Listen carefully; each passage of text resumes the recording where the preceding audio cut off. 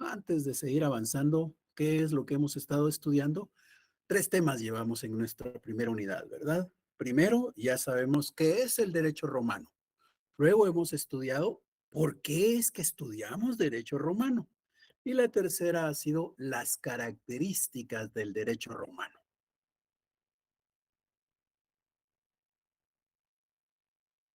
¿Alguna duda, alguna inquietud?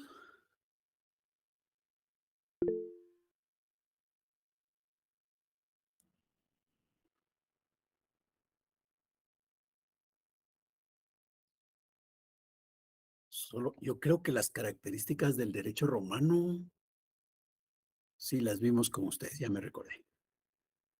Eh, ¿Alguna duda con lo que hemos estado viendo?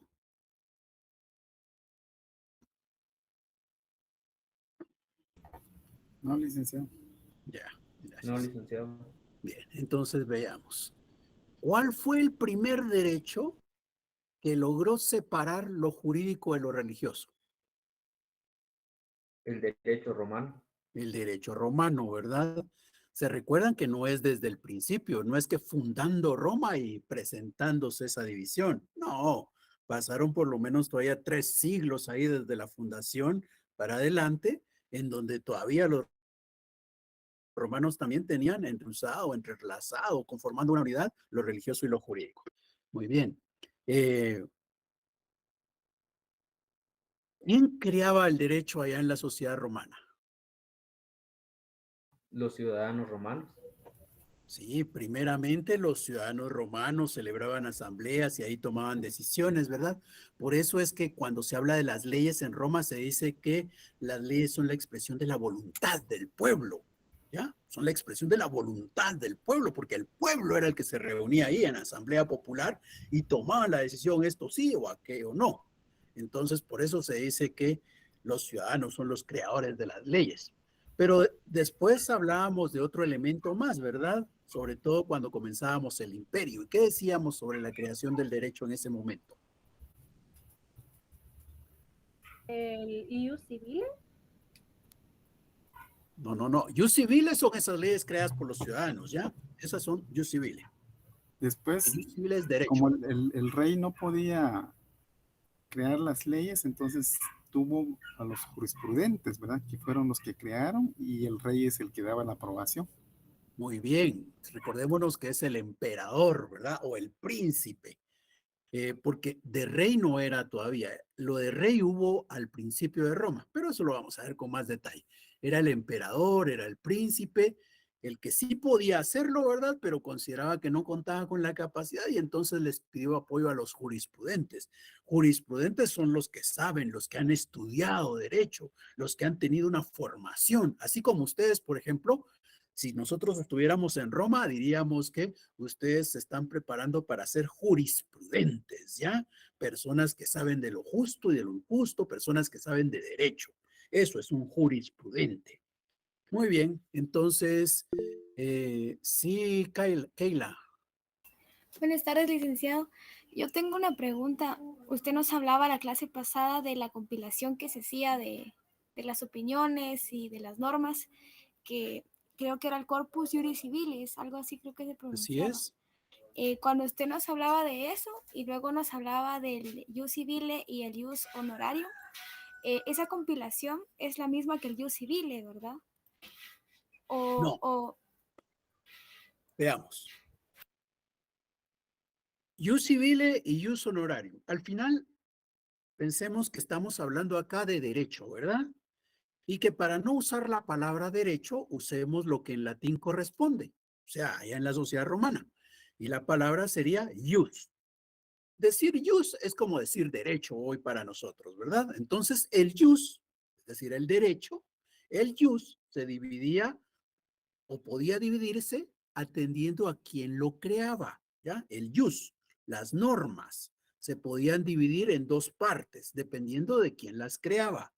Cuando las creaban aquellos ciudadanos de los que hemos hablado, eso era principalmente ius civile.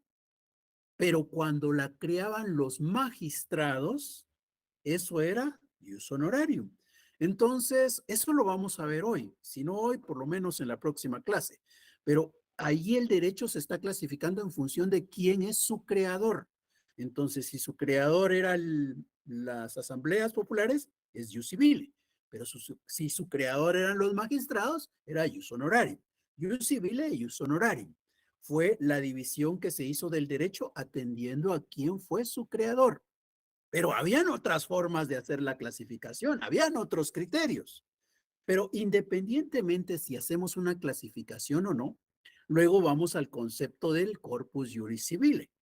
El corpus juris civile es un cuerpo integrado, regulador, y ahí van a caber todas las normas. O sea, todo lo que nosotros hoy podríamos llamar derecho está en el corpus juris civile. Todas las normas jurídicas creadas por los romanos en aquel momento estaban en el corpus juris civile. Pero esa compilación no solamente tenía las normas, también tenía, diríamos hoy nosotros, a la doctrina, es decir, a las ideas, a los pensamientos, a los estudios, a los análisis hechos por jurisprudentes. Obviamente no por todos, ¿verdad? Sino los más importantes. Entonces, en esa gran compilación estaban las normas, estaban las opiniones de los jurisprudentes, y aparte de eso, ahí mismo podíamos encontrar un texto de estudio, un libro para estudiar.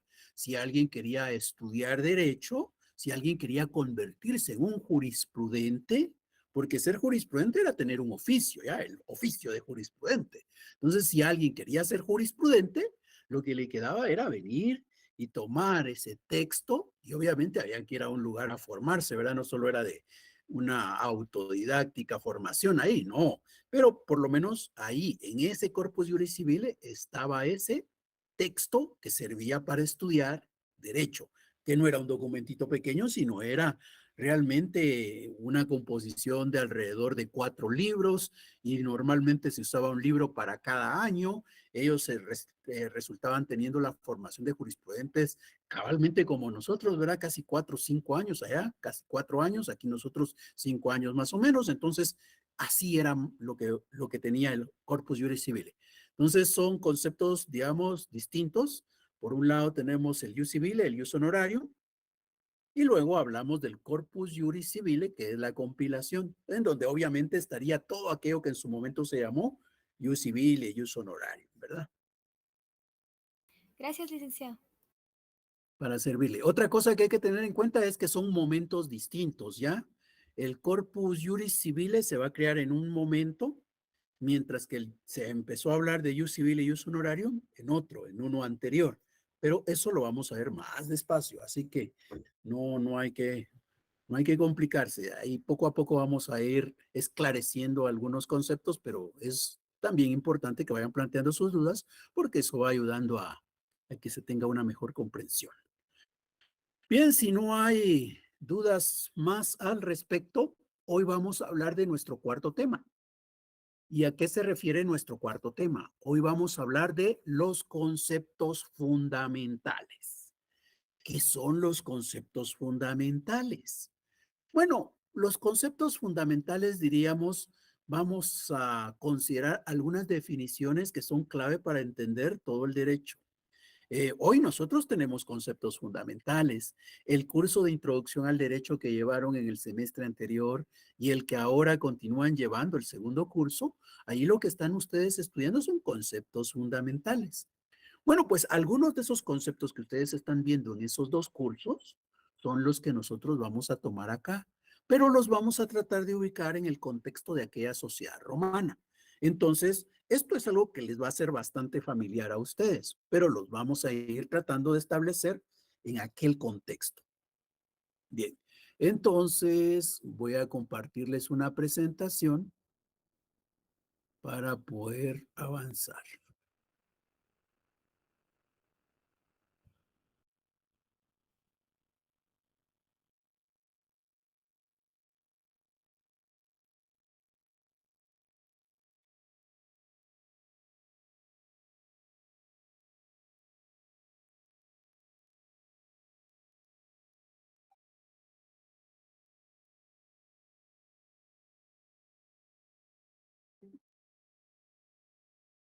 Bien, hablemos de los conceptos fundamentales. Son algunas definiciones que ustedes, insisto, ya han visto en nuestro curso.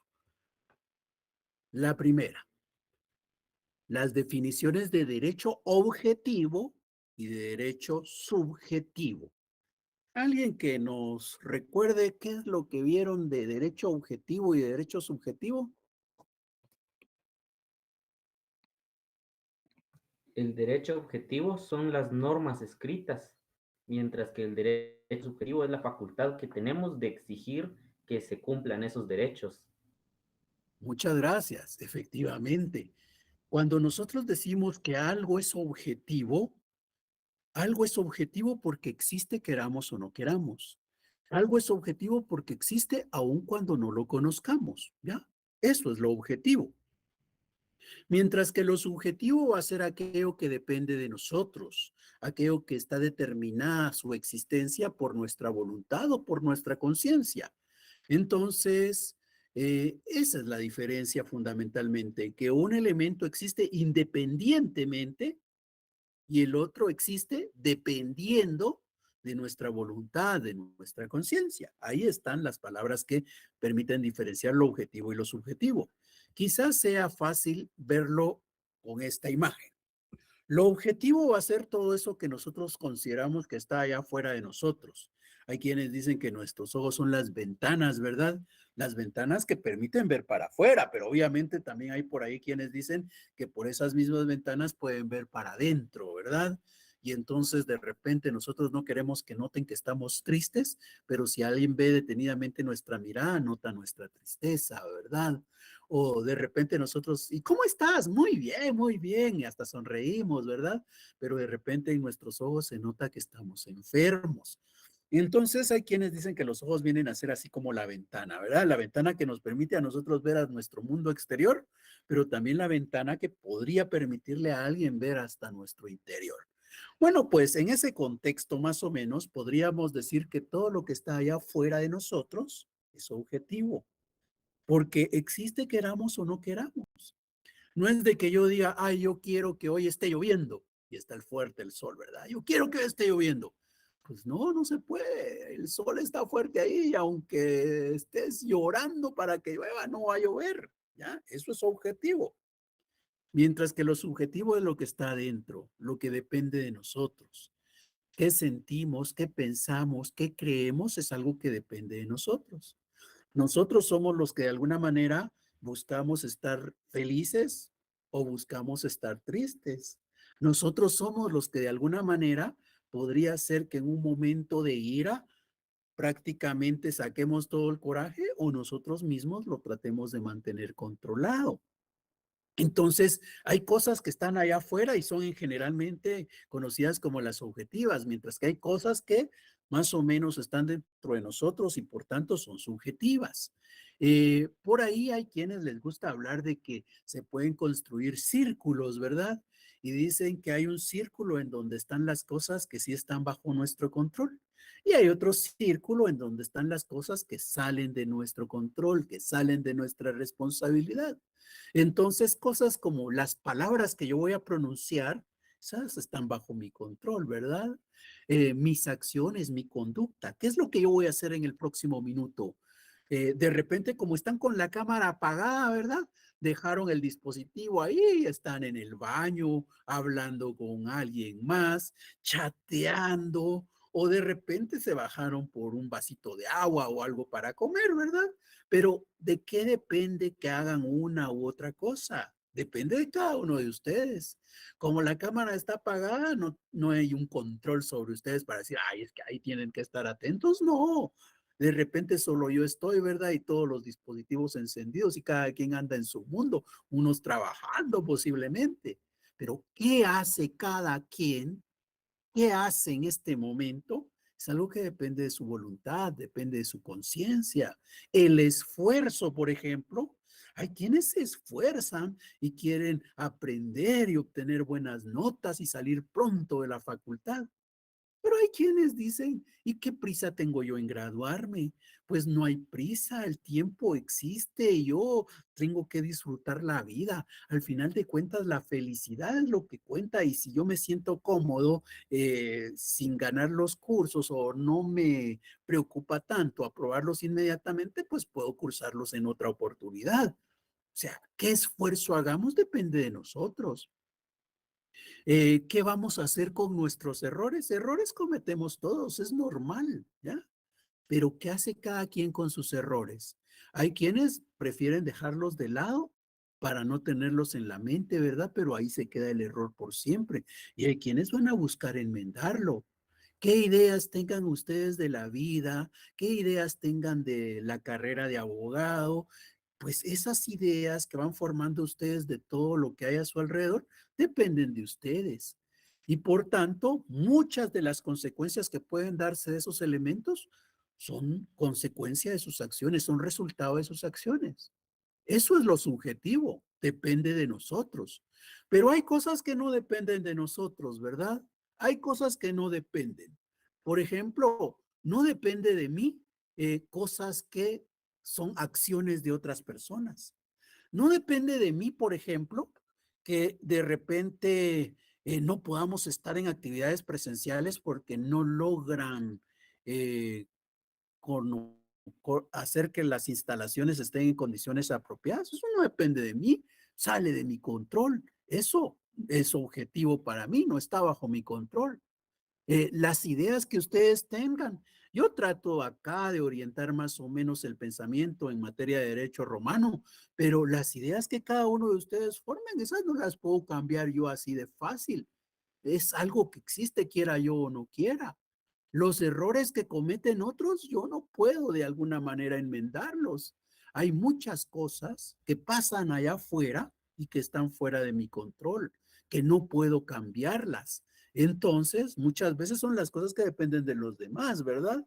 Entonces, todo eso que depende de los demás, todo eso que yo no puedo controlar, eso es lo objetivo.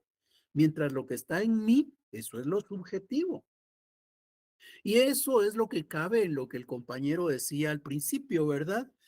En donde decía que objetivo era prácticamente las normas jurídicas que están escritas y realmente aunque no estén escritas, porque esas normas jurídicas son el derecho objetivo. ¿Y por qué? Porque se recuerdan ustedes que estas existen aunque no las conozcamos. Por ahí hay un principio que dice que nadie puede alegar ignorancia de la ley. ¿Ya? Nadie puede alegar ignorancia. No es aquello de que, ay, es que yo no sabía que eso era prohibido, policía, así que disculpe. Me parqué, por ejemplo, en un lugar en donde estaba pintado de rojo la orilla de la banqueta y yo no le puedo decir, ay, yo me parqué ahí, llegó el policía y estaba a punto de colocarme un cepo y no puedo ver, poli, disculpe, es que yo no sabía que aquí cuando era rojo no podía estacionarme. Mire, ya no lo voy a volver a hacer. No puedo llegar con ese argumento, ¿verdad? Puedo decirle cualquier otra cosa, pero decirle que yo no sabía que cuando era rojo era prohibido estacionarse, eso no puedo decirlo porque estaría tratando de decir que como yo ignoro la norma, entonces no quiero que me la apliquen. Y el principio dice, nadie puede alegar ignorancia de la ley. Entonces, ese no es un argumento válido. ¿Qué nos muestra eso? Que las leyes existen y las tenemos que cumplir aun cuando no las conocemos. Y eso de conocer es la conciencia. Entonces, esas normas que están escritas o no, esas normas que tenemos que observar, las conozcamos o no, son el derecho objetivo, porque existe aun cuando no lo conozco, existe independientemente de mi voluntad y existe independientemente de mi conciencia, de mi voluntad, porque no es de que yo diga, ay, no, hoy llevo mucha prisa, así que los